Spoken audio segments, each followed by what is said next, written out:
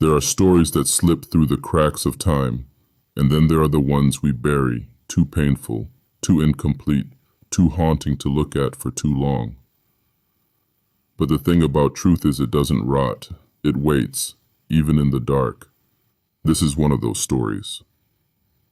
February 25th, 1957, Philadelphia.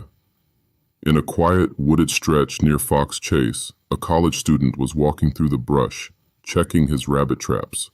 What he found wasn't an animal. It was a child. A boy, no older than 4. He was naked, wrapped in a blanket, bruised. Left inside a cardboard box that once held a JCPenney bassinet. Imagine that for a second, a box meant to cradle new life, repurposed to contain death. The boy had been beaten, malnourished. His hair had been freshly cut. Clumsily, patches still clung to his body. He had surgical scars, one on his ankle, another in his groin. Someone had cared for him at some point, or maybe they didn't. Maybe those marks were just more signs of damage.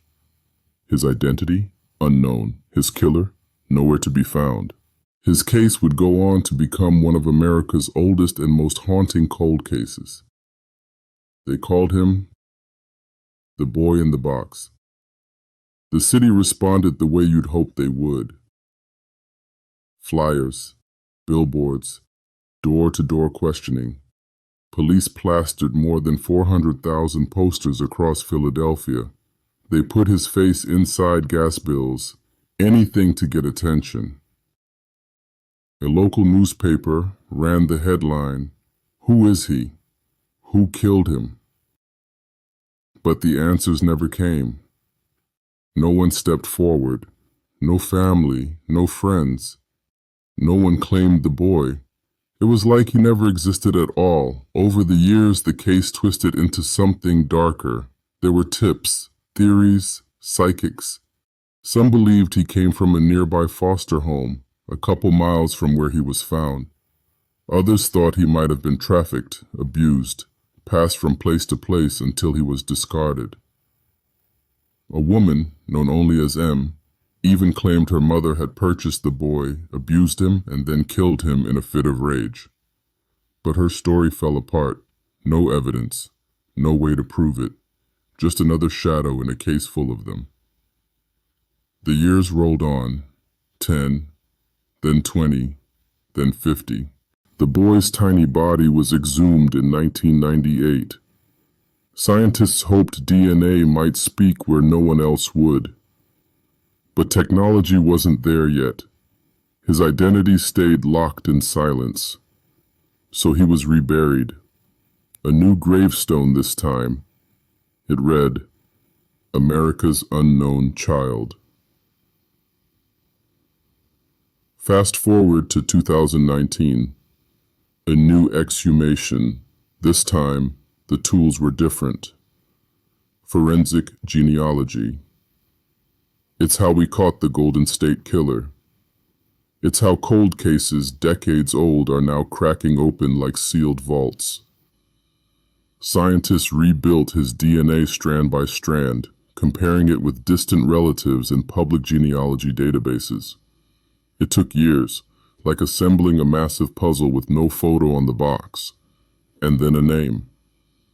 In December of 2022, the Philadelphia Police Department announced what the world had been waiting over 65 years to hear. The boy in the box was Joseph Augustus Zarelli. Born January 13, 1953, you'd think a name would unlock everything, that if you could just say who, the why, and how would follow. But the truth is, names only open the door. They don't always tell you who walked through it. After 65 years of silence, Joseph's identity felt like a miracle. But what came next was even more confusing. You see, his parents, they were alive when he died. They had other children, a full family tree. And yet, no one reported him missing, not a single call, not even an anonymous tip. How does a 4-year-old vanish and no one notices? The police confirmed that Joseph's biological parents were identified. Both are now dead. And the surviving family members? They know. They've been informed, but they've chosen to remain silent. No public statements, no interviews, no memorials. That silence, it's deafening. And it makes you wonder, what are they hiding? Shame, guilt, or something far darker? Investigators say they have theories, quiet suspicions, a possible timeline, but that's it. They don't have enough to make an arrest. Not yet. So we're left with this uncomfortable truth. The boy in the box was wanted dead by someone, but never missed alive. A child with a name, a family, and still, he was discarded. No obituary, no search party, no candlelight vigils. Just a box in the woods. The only reason we know Joseph's name today is because of a scientific revolution. Forensic genealogy, it's how we caught the Golden State Killer. It's how missing identities are being resurrected from silence. But that tool comes with controversy. Because to trace Joseph's family, detectives used public DNA databases, places like GED Match and Family Tree DNA, where people upload their DNA to find their cousins, not to solve murders. And here's the thing, most of us click yes on those terms without reading them, but in that fine print, you might be volunteering your entire bloodline to law enforcement. Is that fair? Is that ethical? Where's the line between justice and privacy? And does a child like Joseph deserve anything less than everything we've got? Today, people do visit Joseph's grave, strangers, families, tourists. People who never knew him, but feel like they do. Because in some way, we all recognize that loneliness, that injustice, that ache for someone to stand up and say, "You mattered, Joseph Augustus Zarelli." A name once lost to time, now carved into stone. But a name is not justice. A name is a beginning.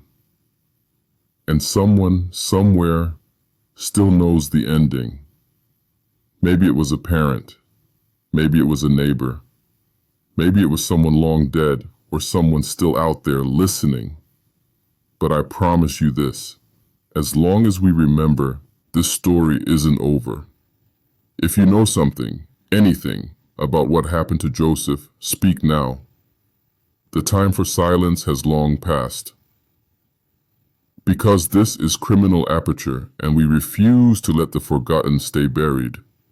Subscribe, share, and stay curious. We're just getting started.